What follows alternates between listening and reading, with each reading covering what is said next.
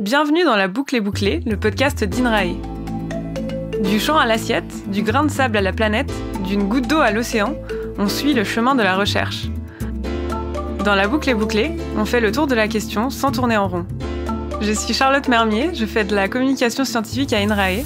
Et moi, Laure Caruso, scientifique et réalisatrice de podcasts.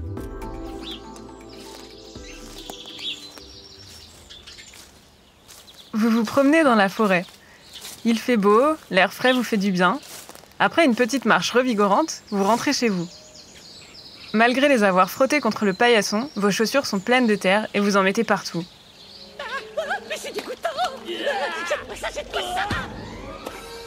Peut-être qu'après avoir écouté cet épisode, vous changerez d'avis sur ce sol qu'on piétine tous les jours et qui est en fait si important pour la planète et les êtres vivants. C'est souvent ça qu'on apprend quand on est petit. Ne touche pas ça, c'est de la terre, c'est sale. Mais si on parle de régulation d'eau, de régulation du climat, donc on les voit sous un autre angle. Et ça permet de peut-être d'y prendre davantage soin. Prendre soin de nos sols parce qu'ils sont cruciaux pour notre avenir. La personne que vous venez d'entendre, c'est Claudie Jolivet, ingénieure de recherche et coordinateur du réseau de mesure de la qualité des sols, le RMQS, dans l'équipe Infosol à INRAE. Claudie Jolivet est pédologue. Il étudie et analyse ce qu'il y a sous nos pieds, le sol. Mais avant de vous dire comment, petit tuto pédologie. D'abord, quand on parle de sol, la profondeur varie selon la zone géographique. Dans nos latitudes et en climat tempéré, leur formation est très lente, environ 1 cm par siècle. Et l'épaisseur varie de presque rien à quelques mètres. Alors que de l'autre côté du globe, les conditions d'altération des roches sont plus rapides du fait du climat, donc on peut avoir des sols qui s'épaississent davantage, mesurant jusqu'à 20-30 mètres. Une autre caractéristique des sols, c'est ce qu'ils contiennent. Une biodiversité extrêmement riche qui vit sous nos pieds.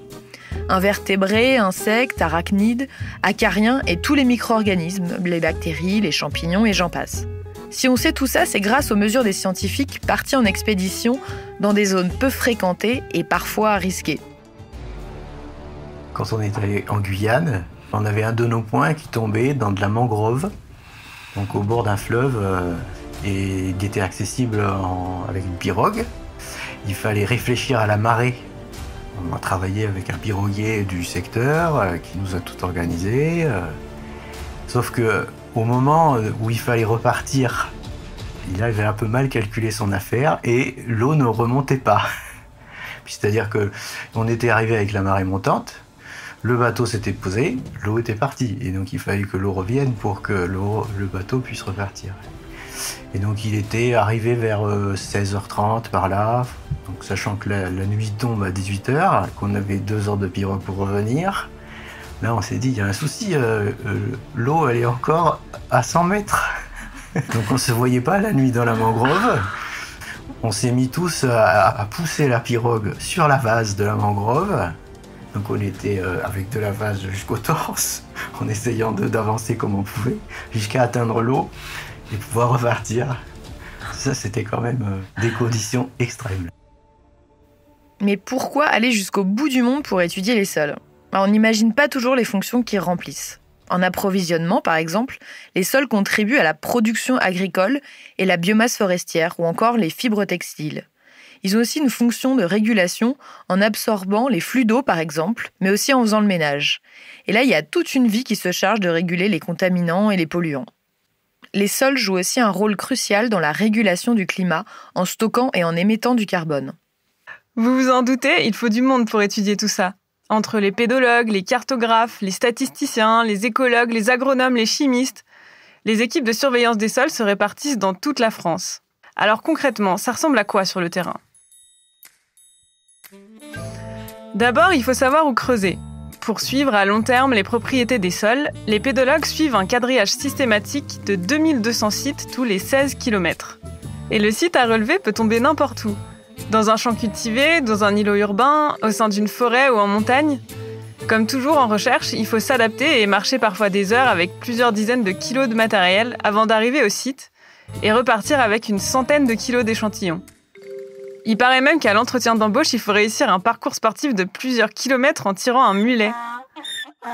Non, bon, c'est pas vrai, mais il faut quand même une bonne condition physique pour creuser. L'outil numéro 1 pour étudier les sols, c'est une tarière pour creuser jusqu'à 1 mètre, 1 mètre 20 et récupérer des échantillons. Alors si comme moi vous ne saviez pas à quoi ça ressemble, pensez à un tire-bouchon géant qu'on enfoncerait dans le sol et au lieu d'enlever un bouchon, on récupère un échantillon de terre. Un moyen plus radical pour bien caractériser tous les horizons de sol quand on ne peut pas utiliser la tarière, c'est de creuser ce qu'on appelle des fosses pédologiques. C'est des trous d'environ 1 mètre sur 2 qui permettent de décrire le profil du sol. Et parfois, ça passe pas inaperçu. Donc on installe nos sites quelle que soit l'occupation. Donc on en a en sol agricole, on en a en forêt, en prairie, on en a chez les privés. À chaque fois que l'on intervient, on demande l'autorisation. Donc on envoie des courriers aux propriétaires. Et là, il s'est trouvé que c'était une indivision, le terrain, et que la personne chez qui on allait était décédée. Mais en fait, l'information n'est pas arrivée forcément jusqu'au propriétaire. Et donc, après coup, l'équipe qui est intervenue a été contactée par la gendarmerie, parce qu'il se trouve que les vrais propriétaires, en fait, sont venus sur le site et ont vu que quelque chose s'était passé. Une fosse a été creusée. Et donc là, ils ont imaginé qu'il y avait un cadavre ou je ne sais pas quoi. Et donc, ils ont rouvert le profil pour voir ce qu'il y avait dedans. Et ils ont trouvé quelque chose qu'on laisse au fond. Alors, à votre avis, qu'est-ce que la famille a ramené au commissariat ? Tapez 1 pour un cadavre, 2 pour un trésor ou 3 pour un traceur. En forêt, en fait, pour faciliter le repérage de chacun des points, comme les GPS passent souvent pas bien, on met ce qu'on appelle une boule marqueur qui permet, avec un récepteur particulier, de revenir comme un détecteur de métaux, si on veut. Quand on reviendra dans 15 ans, si jamais le GPS n'a pas bien fonctionné ou ne fonctionne pas, on pourra revenir avec ce capteur et savoir que là, on avait notre point à cet endroit-là. Et donc, ils ont trouvé cette boule et ils ont été la déposer à la gendarmerie en disant « Il y a des gens qui sont venus, qui ont enterré ça sur notre terrain, mais qu'est-ce que c'est ?»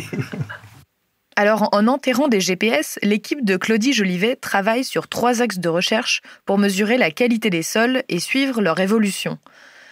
D'abord, l'étude des contaminants des sols et le lien avec la santé humaine. Les échantillons prélevés depuis de nombreuses années constituent une précieuse banque de données. Donc si par exemple on découvre un jour un nouveau contaminant, on pourra alors, comme dans les enquêtes policières, ressortir les échantillons de sol des années passées et les réanalyser. L'autre axe de recherche porte sur toute la biodiversité qui vit dans les sols. Et d'ailleurs, un parallèle est souvent fait avec les océans.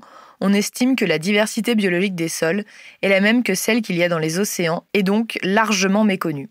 Last but not least, l'équipe d'Infosol s'intéresse au stockage du carbone et au changement climatique. Vous avez sûrement déjà entendu parler des fameux gaz à effet de serre. L'augmentation de leur concentration dans l'atmosphère provoquée par les activités humaines est l'un des facteurs responsables du changement climatique.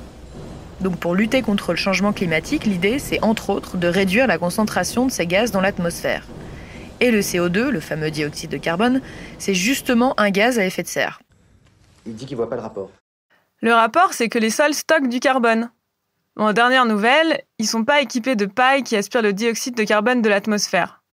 Non, mais c'est pas loin. Le CO2, c'est une molécule formée de carbone, le C, et d'oxygène, l'O2. En gros, la végétation absorbe le CO2 de l'atmosphère et par le biais de la photosynthèse, elle relargue l'O2 et intègre le carbone.